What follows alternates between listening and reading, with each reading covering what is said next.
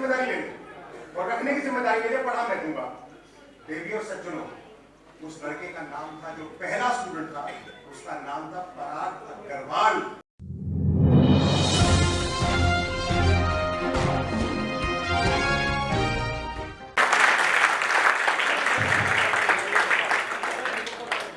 आप सबको नमस्कार और अपने सारे स्टूडेंट्स को। तो कौन कौन बच्चे ने आज एग्जाम लिखा, पहले हाथ उठाओ। जिन जिन बच्चों ने आज इम्तिहान लिखा है अपना हाथ उठाओ। Very good. अब मोबाइल बेटा छोड़ दो। एक हाथ उठा रखा है, दूसरे हाथ में मोबाइल। मतलब ये बड़ी गर्व की बात है। रखो बेटा हाथ में।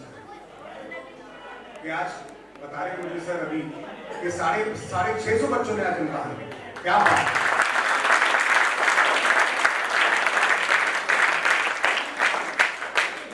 पढ़ाई कोई आसान काम नहीं है, और अगर ये बच्चे डिसाइड करें कि 650 बच्चे इम्तिहान लिखने आए हैं एक छोटे से शहर से, तो ये बहुत बड़ी बात है। कोई मेला नहीं लग रहा, कोई फिल्म का शो नहीं है, कोई फिल्म एक्टर नहीं आ रहा है।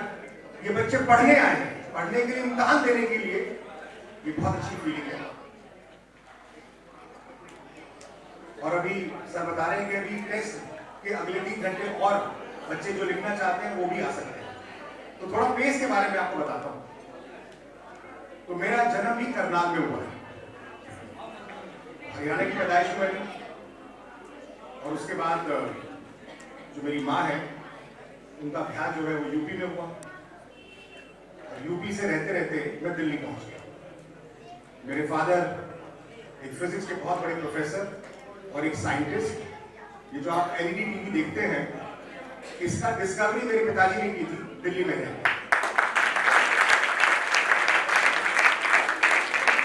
मेरी माता जी वो इंग्लिश की प्रोफेसर है। मैंने आईआईटी रुड़की से इंजीनियरिंग करी और मेरे छोटे भाई ने दिल्ली कॉलेज ऑफ इंजीनियरिंग से इंजीनियरिंग करी। अब हमें बेनिफिट बच्चों ये रहा कि पढ़े लिखे माँ बाप और पढ़ाने वाले माँ बाप, ये दोनों मिल गए। ये बहुत बड़ा एडवांटेज, ये बहुत मुश्किल से ऐसा संजोग बनता है। तो मेरी जर्नी बहुत मुश्किल ही रही। लेकिन जब इंजीनियरिंग करके मैं रुड़की से लौटा और मैंने अपने पिताजी से पूछा अब क्या करूं, कहते भाई जहां तक कराना तक करा दो, अब आगे की तुम देखो। तो जब मन में अच्छे विचार होते हैं, माँ बाप का आशीर्वाद होता है, पढ़ाई लिखाई अच्छी तरीके से कर लेते हैं, तो आपके दोस्त भी वैसे बनते हैं। तो प्रवीण त्यागी, 5 भाई का परिवार, 4 बहनों का, गाजियाबाद के रहने वाले। पिताजी मजदूर, ना कोई एमबी की डिग्री, ना कोई बीटेक, लेकिन एक सोच थी कि अगर एक लड़के को पढ़ा दिया तो पूरे परिवार में परिवर्तन आएगा। और पढ़ाना भी है बेस्ट जगह से। तो उस वक्त डीपीएस का एक स्कूल था, डीपीएस गाजियाबाद का।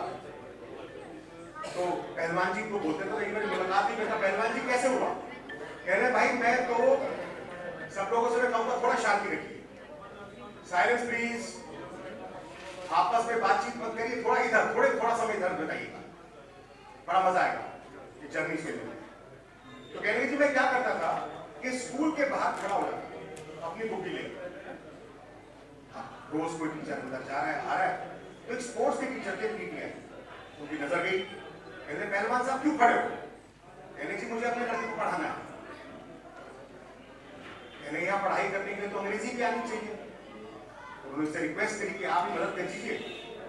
तो प्रवीण वहां गया टीपीएससी गाजियाबाद, और उसका परिणाम ये हुआ कि उस 5 भाइयों के परिवार में 3 आईआईटी और 1 आईपीएस अफसर बना।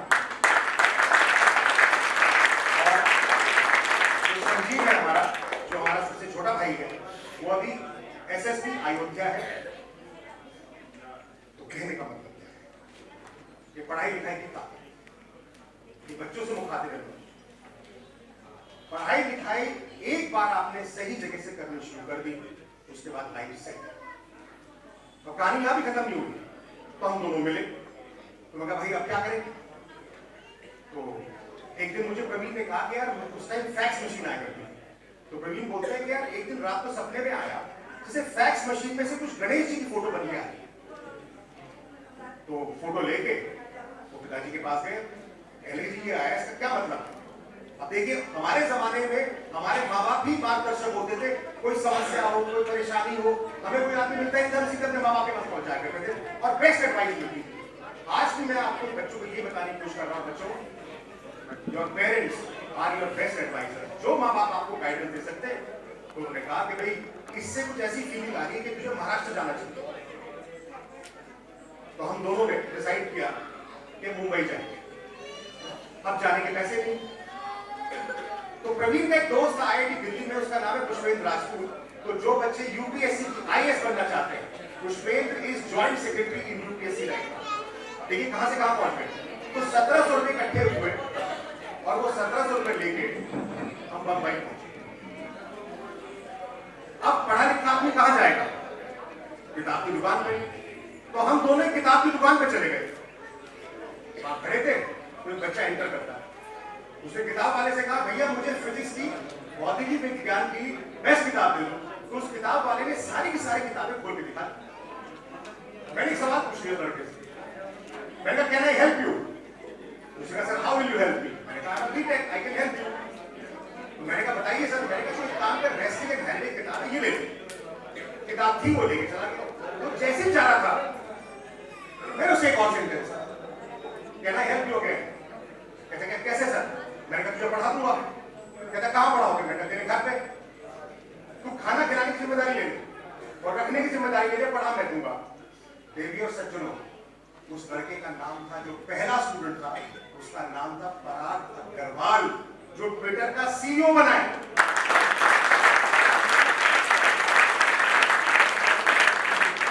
और कहां मिला? दुकान में, किताब की दुकान में। और कैसे मिला? पूछ लिया तेरी मदद कर सकता हूं क्या? और इस बात को मैंने पकड़ के बैठ गया हूं अपनी जिंदगी में। मैं बच्चों से भी ये बोलता हूं, आप लोगों से भी ये बोलता हूं, जैसे ही कोई प्रॉब्लम दिखाई दे, आई नीड हेल्प। और एक टीचर को मैंने ट्रेन कर रखा है, इसके हर टीचर को जो मेरे यहाँ पानी भी पिलाता है, वो भी बच्चे से ये पूछता है कैन आई हेल्प यू? और इस वजह से ये जर्नी 25 साल हमने इस जर्नी के पूरे कर दिए।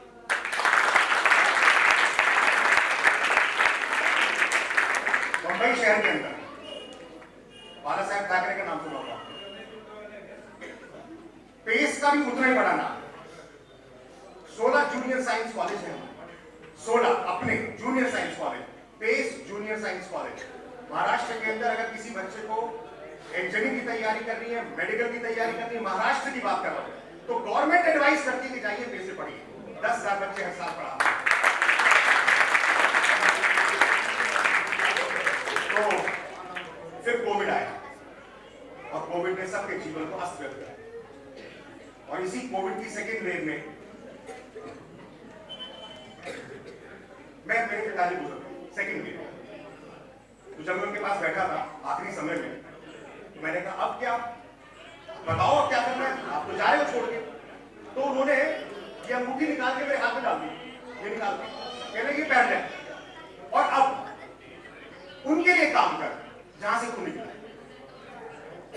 इस बात को 1.5 साल हो गए। अब हम गांव में जाते हैं, हमने एक ऐप बनाया, ये सोच पे हमने एप्लीकेशन बनाई स्टेप ऐप के नाम से, कि हर बच्चा जो पढ़ना चाहता है, जिसमें पढ़ने की जरा सी भी सिंसियरिटी दिखाई दी, उस बच्चे को उसके घर में जाके ही पढ़ाएंगे। देश के सारे केंद्रीय विद्यालयों में ये ऐप हम फ्री ऑफ कॉस्ट चलाए हैं, पूरे केंद्रीय विद्यालय क्रॉस इंडिया, क्योंकि डायरेक्शन मिल गई। 25 साल के बाद जब थोड़े से बूढ़े होने लगे तो पिता एक और दिशा लेके चले गए और उसी दिशा पे लगे हुए। सारे जवाहर नवोदय स्कूल, अभी सारे आर्मी स्कूल, विकास जी, पूरे army schools across India 148 army के स्कूल हैं। हमने कहा जितने आर्मी के बच्चे हैं, उन सारे बच्चों में जिनमें टैलेंट है, प्रतिभा है, उन सबको हम पढ़ाएंगे। 2000 बच्चे आर्मी के across India Pace free of cost पढ़ाने वाला है। अब दूसरी यात्रा भी निकल गई। मेरा बैचमेट ही है आलोक मित्तल, जो खट्टर साहब के साथ रहता है, सीआईडी का हेड है। उसका बेटा पढ़ाया था, आईआईटी चला गया, उसका बेटा फिर यूपीएससी में सेलेक्ट हो गया। आलोक कहता है क्या चाहिए संदीप? मैंने कहा ये बता मुझे, हरियाणा के अंदर बच्चे पढ़ते कहां पर? और मैं उससे बात ही कर रहा था तो मुझे पता चला कि विकास जी आए और ये झज्जर की बात करने लगे। आज मैंने आलोक को इन्फॉर्म किया, मैंने झज्जर आया हूं और अब यहां से शुरुआत कर रहे हैं हरियाणा की।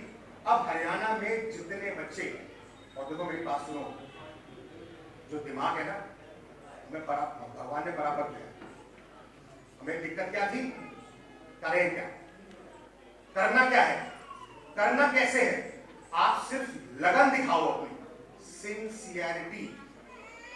दिमाग कम ज्यादा, पढ़ाई में मन लगता है नहीं लगता है, इमैटेरियल, सिंसियरिटी दिखाओ और हम ये इंश्योर करेंगे कि हरियाणा का हर बच्चा जिसमें प्रतिभा है, मेरा तो बड़ा मन है कि कहेंगे मैंने तो बिजनेस स्टार्ट किया, अभी कैसी कैसी बातें कर, मुझे पैसा कमाना है और आप कैसी कैसी बातें करने निकल आए, इसलिए मैं कम आता हूँ, मैं फंक्शन में कम जाने लगा हूँ क्योंकि मैं दूसरी उसकी टेंशन में चला गया हूँ। तो अब ये वादा करेंगे कि इस शहर के और इसके आसपास, शहर नहीं, इसके आसपास के गांव के 10, 15, 50 प्रतिभाशाली बच्चे जिनमें टैलेंट है, इनको नहीं पे करना, पेस अपने आप ध्यान रखिएगा, हम बंबई से अपने आप काम करेंगे।